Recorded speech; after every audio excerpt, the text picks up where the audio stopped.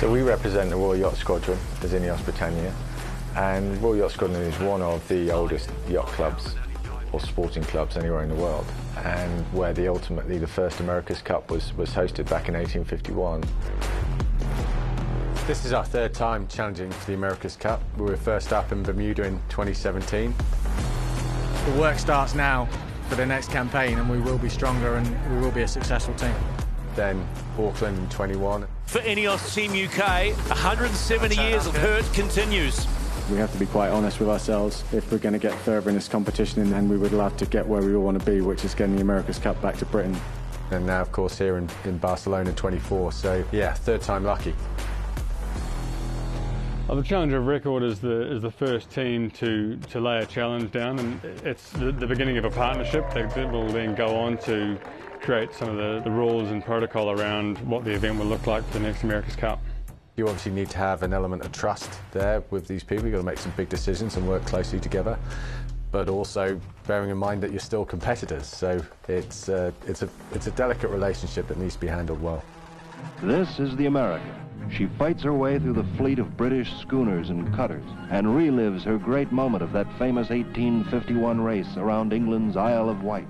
The America's Cup, before the Americans won it, took it back off to New York Harbour and renamed it, as only the Americans can do. It was called the £100 Cup. It was a trophy held at the Royal Yacht Squadron in Cowes on the Isle of Wight in Britain, so it's definitely a British Cup. And now let's take you on board Mr. T.O.M. Sopwith's Endeavour.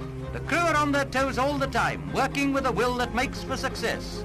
She's an odds-on favourite, and all England will wish Mr. Sopwith and his amateur crew the best of luck in their sporting effort. We've got a long, long history in America's Cup, but we've never won it, and that's really what drives all of us. Having the opportunity, being a part of a team that's striving to effectively correct the history books there is an incredible opportunity, and I just hope we can put the closing chapter on that rather awkward, very long, lasting story. For the final time, INEOS Team UK round the top gate and head home. But they won't be heading home to a victory parade. Yeah, looking back to the Auckland campaign, it was very tough at times. You know, some of the toughest situations I've been in my professional career. The thing that I kind of very quickly drift to is how the team was able to deal with adversity. Like the final few months out in Auckland was very encouraging, how the team came together and the improvements we saw between Christmas and racing. We learned a huge amount from that period, and that has certainly helped us get in terms of approaching this campaign for AC37 and you know, through to the event itself. The boat we put on the water in Auckland was not quite finished. We didn't have a good appreciation for what that boat really was in the water. So I think we've got to be in the water with something we understand really well, and we need to be, you know, reliable. It's kind of taking those learnings from Auckland, shifting them over to the new class rule and getting the best out of it on the water. INEOS Britannia this time in AC37 versus AC36, we are a lot stronger on the sort of data analysis side of things. So what we have on the water should be thoroughly sort of diagnosed and understood before we've even pulled the sails up.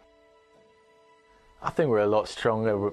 We're a lot more experienced than we have been in our previous two attempts at the Cup. I mean, they say that you learn more from your failures and your disappointments than you do from your successes, so that's certainly the case with our team.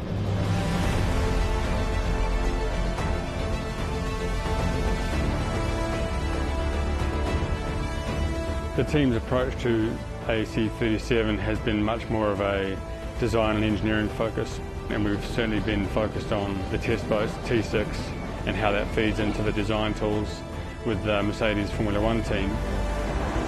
Joining up with Mercedes Formula One, it's really kind of given us that extra bit of horsepower to kind of push the design, the technical side of this boat to the next level. In terms of being battle hardened for the competition, I think we've been through that, and everyone's, you know, come through some challenges through the other side. Really looking forward to the competition and getting stuck in.